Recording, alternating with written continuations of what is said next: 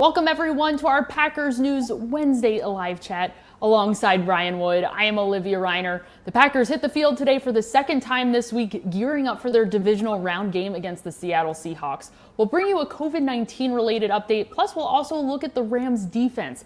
Before we get into that, as always, you know the drill. You can be a part of our conversation. If you're over on Facebook, Periscope, or YouTube, leave us a question down in the chat. Ryan and I want to hear from you. We'll get to some of your thoughts toward the end of our conversation today. The Packers recently signed tackle Jared Veldheer, and he has been placed on COVID-19 reserve after reportedly testing positive for COVID-19. He was not present at practice, and the Packers didn't sit anybody else out of practice today, which would indicate that there aren't any high-risk close contacts. How does this positive test reportedly impact this weekend's game?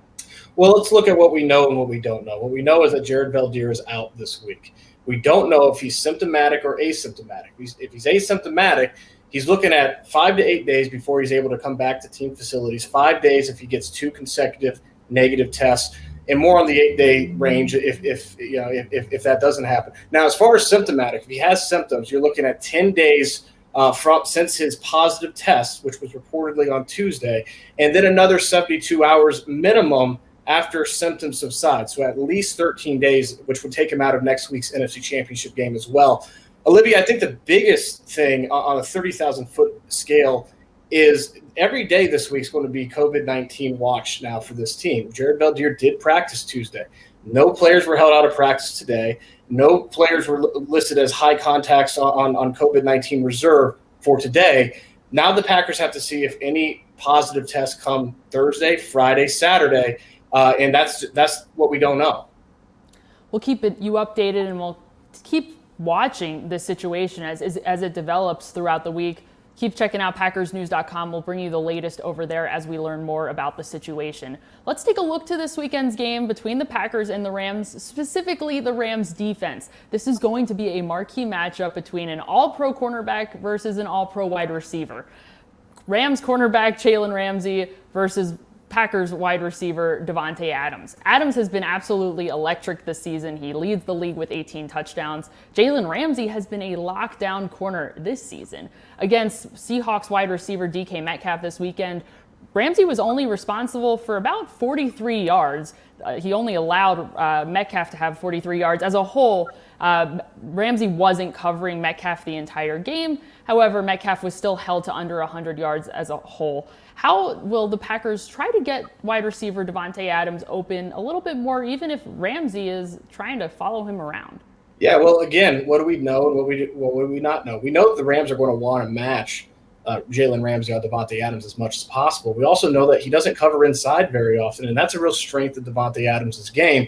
I encourage everyone to go check out an in-depth piece that I've got on PackersNews.com dropping tomorrow on Davante Adams' season. I studied all 149 targets that he had during this record-breaking year to really see what the greatest season, what the most prolific season in Packers history looks like on paper. And one of the most impressive things that Davante Adams does is he lines up everywhere. And we're not just talking left slot, wide left, wide right. He lines up stacked. He lines up in trips. 15 spots on the field in terms of formations that he's lined up this season. And in all, he caught 54 of his 62 targets for 723 yards and 8 touchdowns when lined up inside, not on the perimeter of the field, but either flexed or in the slot. For an elite receiver, you don't see all that much. It's certainly not that much inside production. And again, Jalen Ramsey does not cover very often at all inside. So on the perimeter, yes, Davante Adams is going to play out there some. He's going to see Jalen Ramsey. The big question, and Aaron Rodgers alluded to this yesterday, is whether or not the Rams are going to kind of break from their tendency and travel him inside, if they're going to stay into that 2 shell. If they do, you can see Davante Adams against a safety or a linebacker more often. If the Rams choose to add a little bit more attention to Davante Adams this weekend, that may leave a window of opportunity open for other receivers like wide receiver Marquez Valdes-Scantling or tight end Robert Tonyan. Valdez-Scantling he's averaging about 20 yards per reception. He is a major deep threat to opposing defenses. Tunyon is second on the team with 11 touchdowns this season. How big of a game do you anticipate either Tunyon or Valdez-Scantling having this weekend against the Rams? Yeah, no question. I think this is a week where they need to have more than Davante Adams. And as a whole, they've had more than Davante Adams this season. The two guys that you just mentioned, let's not forget Allen Lazard. He had 150 yards or thereabouts week 3 in New Orleans before having that core muscle injury. Really looked like he was coming onto the scene. He's a guy they count on to make plays as well. So there's no question when you look at this Packers offense, it starts with the three-headed monster of Aaron Rodgers, Aaron Jones, and Davante Adams. But there is a lot more depth there than last year when for the first time in Packers history in a 16-game season, they only had one 500-yard receiver. They had 3 this year, and one of those guys wasn't Allen Lazard. Another guy, Jamal Williams and Aaron Jones, can also catch out of the backfield.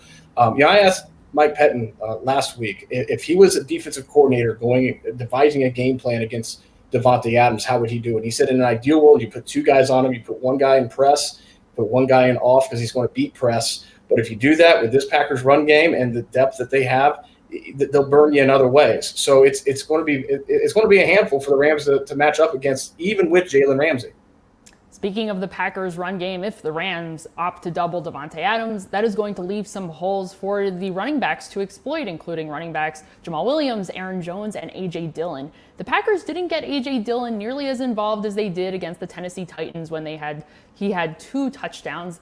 Their last game of the regular season there against the Chicago Bears, he only had 1 carry. How much more do you anticipate head coach Matt LaFleur getting A.J. Dillon involved and getting the run game some more opportunities this week? Yeah, it's been a popular question, and I get it because when you go out and outrush Derrick Henry and the next week you get 1 carry, that's not enough. It's not enough for A.J. Dillon. But you know what? Aaron Jones only had 11 carries in Chicago, and that's not near enough for Aaron Jones either. He needs more carries first and foremost. Ben Sermons, the running backs coach, has made it very clear that their run game starts with Aaron Jones. It doesn't start with anyone else. So 11 carries for your top guy is not enough, and then that's just a trickle-down effect.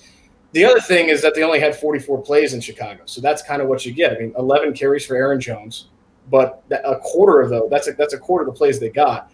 So they're going to want more opportunities for all those guys. But I don't think it starts with A.J. Dillon. I think it starts with getting Aaron Jones more involved. Thanks so much, everybody, for joining us tonight. Let's head over to Facebook, Periscope, and YouTube to take some of your questions right now. Let's see who we got here. We'll start with Tim over on Facebook. Tim wants to know, do you think it will help the Packers being that head coach Matt LaFleur was once on the Rams coaching staff? Matt LaFleur served on the Rams coaching staff as their offensive coordinator back in 2017. How will LaFleur's familiarity with the Rams offense and with head coach Sean McVay impact his ability to diagnose what they're doing in this weekend's game?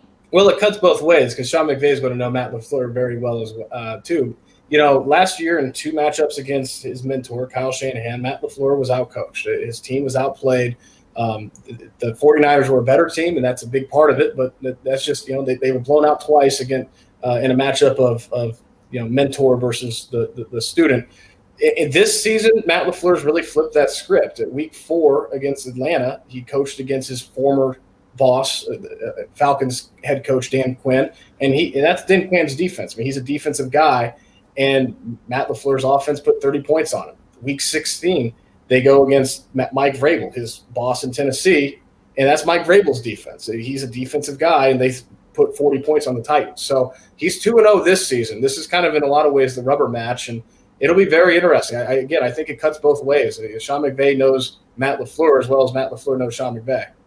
It's a very good point. Thanks, Tim, for your question. Let's go over to Andrew on Facebook. Andrew wants to know, going back to Jared Veldheer, was Veldheer going to start this weekend potentially at left tackle, or was he just an insurance policy? What was the expectation for Jared Veldheer coming into this Packers offense this weekend before he was placed on COVID-19 reserve? Yeah, Andrew, we'll never know. That's the thing. We'll never know because they weren't going to give us the game plan. It would have been outside the box, but it would have been far from crazy to think that Jared Veldheer would go in this week and play left tackle. It would have been far from crazy. He's played left tackle every snap for a playoff team, the Indianapolis Colts, last 2 weeks.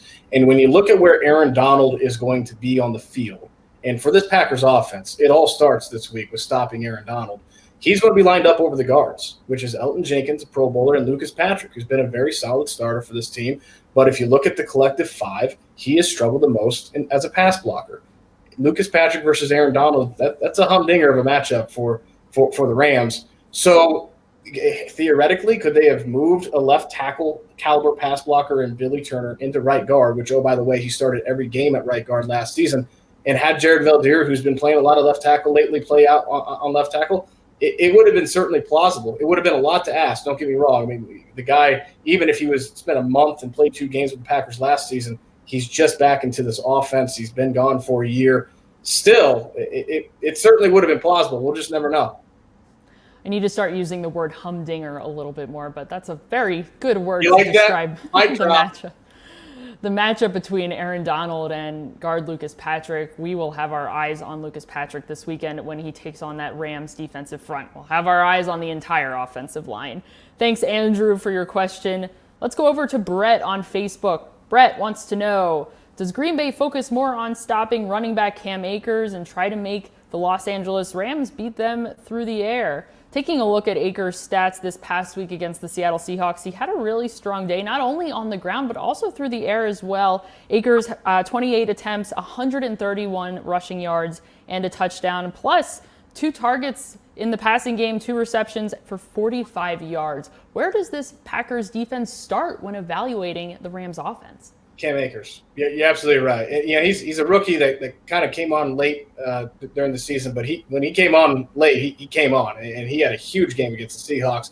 That he had well over 100 yards rushing, but the biggest play of the game might have been the 44-yard reception, the catch and run when Jared Goff stepped up in the pocket and dumped it out to the right flat just before halftime. A lot of ways is a huge momentum turning point in that game, and you see what Cam Akers can do as a playmaker with the ball in his hands. Get him out in space, and he can be a problem. Now, Cam Akers is not David Montgomery, who the Packers held to 69 yards on 22 carries. He's not Derrick Henry, who they held to 98 yards and I think 23 carries. So he's not that caliber running back yet, but he is a guy when you stack him up against a quarterback that has a broken thumb and still recovering from that, and Jared Goff, and John Wolford, who left last week's game with that stinger, that passing game is what you want to make beat you. And I certainly think that the Packers are going to devise their game plan to stop Cam Akers. Thank you, Brett, for your question. Let's take a question here from Mikey over on Facebook. Mikey said that Rams head coach Sean McVay said that defensive lineman Aaron Donald was for sure going to play, but is now day-to-day. Last I saw, Aaron Donald was telling the media today that he is feeling no pain. He's got a rib cartilage injury, which sounds awfully painful. However, he says he's not feeling any sort of pain. How is his injury going to impact him if and when he's available this upcoming weekend? It's hard to say. Yeah, Aaron Donald, he didn't want to spend all today talking about, in his words, his damn side, his ribs. So, you get that, but if a guy is that defensive about an injury, usually there's a reason for it. Usually the injury is going to be something that he's got to deal with. And no, he doesn't want to talk about it, thank you very much, because it does hurt. So I imagine that there's going to be some magic medication that might alleviate some of that pain. But you can imagine that, the Packers offensive line is going to be very well aware of where Aaron Donald's ribs are in the trenches. And that's just part of the game. So it's going to be something that he's going to have to get through. Now, he's a 6-time All-Pro. He's one of the toughest son of guns in the league. If a guy can play at a high level through rib cartilage injury, it's going to be Aaron Donald. I don't think the Packers are in any way taking him lightly. Mikey also adds that torn cartilage is painful and makes expansion of the lungs when you breathe painful. That's going to be hard breathing in cold Wisconsin winter air. The high, I believe, Ryan, is 25 degrees Fahrenheit when I checked yesterday. It might be 27. It might have gone up a little bit. How is that weather going to impact the game at all this weekend? It's probably a little bit warmer than the Packers would like. First of all, Mikey, I'm wincing here. It's hard for me to breathe right now thinking about having a rib injury and trying to do anything athletic out in this cold. Anyway, I got to move past that. There's no question that the cold's going to play look. It's 80 degrees right now in LA. It was warm today. It was really warm today. I was kicking myself earlier for not having any time to go for a run. It was like 33 degrees, and I went outside. I'm like, shorts and T-shirt. that's what it's like. If you live here, you know it. If it's 33 degrees in January, you're shorts and t-shirt. If it's 33 degrees and you're in LA, you're getting a parka. You're packing your the hand warmers and all that. I mean, it's freezing. So it's going to be a big part of this game. It's why the Packers in a COVID-19 season where they have 6,000 fans in the stands. When you see 81,000, it's not very much. When all things are equal like that, they have the best home field advantage in the NFL because of that cold weather. It very much makes a difference when you got an LA team coming in. Absolutely. Thank you so much, Mikey, for your question. Let's go over to Ryan. We'll go back to our conversation regarding Jared Veldheer. Ryan wants to know regarding contact tracing, is it done via an electronic tracker or is it anecdotal? So the Packers are wearing these Kinexon trackers at all times on the field, in the facility, wherever they go, not when they leave the facility. However, when they are on Lambeau Field grounds, when they are at practice, they are wearing a tracker which would determine exactly how long they have been in contact with other people and for how long, the duration of that time. How does that Kinexon data factor into how the league determines what a high-risk close contact is? Yeah, it all funnels into the sports science of it all. They got so much GPS data on guys, and they've just expanded that now to the COVID-19. If a guy is deemed close contact, he goes onto the reserve list, and you're not seeing him again for 5 days according to protocol. Got Packers players that have had that happen this year. Kamal Martin, Jamal Williams, after A.J. Dillon tested positive, they were deemed close contacts. So there's a whole bunch of particulars that go on behind the scenes, but that's basically, it can't emphasize this enough. Every day, the rest of this week, it's going to be were there any more positive tests? I mean, it's going to be COVID-19 watch. There were none today. There were no high risk contacts deemed today. Nobody held out of practice. Nobody put on the reserve list. Tomorrow's a new day. I'll add on to that, Ryan. When the NFL's chief medical officer, Alan Sills, spoke to the media about 2 months ago, he lined out exactly what a high-risk close contact is and how that is quantified. There's 4 different factors that play into that. It's cumulative time, distance, whether or not a mask was being worn, and ventilation. So those are the 4 main considerations that the league is taking into account when they are deciding whether or not a player, a coach, whoever, is considered a high-risk close contact to an individual that tested positive to COVID-19. So we know that there were no high-risk close contacts. That doesn't mean that they have totally eliminated the possibility of anybody else testing positive for COVID-19. It's just that nobody is considered high risk. It's somewhat subjective because we don't know exactly what those 4 factors, how they go about evaluating those. However, it's interesting and it's worth noting, and I figured I would share that as well. Let's go over to Cheesehead over on Periscope. Cheesehead wants to know what wide receiver Allen Lazard's status is. They saw that Lazard was injured. Lazard has been on the injury report with a core injury as he's been dealing with his recovery from core muscle surgery just several weeks ago. In addition to that, he was also added to the injury report with a wrist injury. We don't know exactly what that is. However, how has he been faring since coming back from that surgery? Well, it's been slow.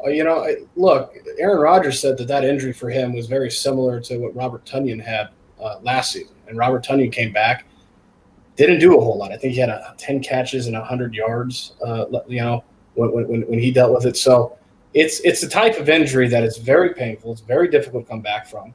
And when you do, you're not at max capacity. So there's no question that it's something he's been playing through and is going to continue to play through. Thank you, Cheesehead, for your question. We appreciate it. Let's see who else we got. This is a good question, Brett. I'm not sure if we have an answer for you, but Brett wants to know if left tackle David Bakhtiari has had surgery yet on his knee. Ryan, if you know, you're more than welcome to share. In addition to that, I'll also ask you, what is Bakhtiari's timeline to return to the Packers next season?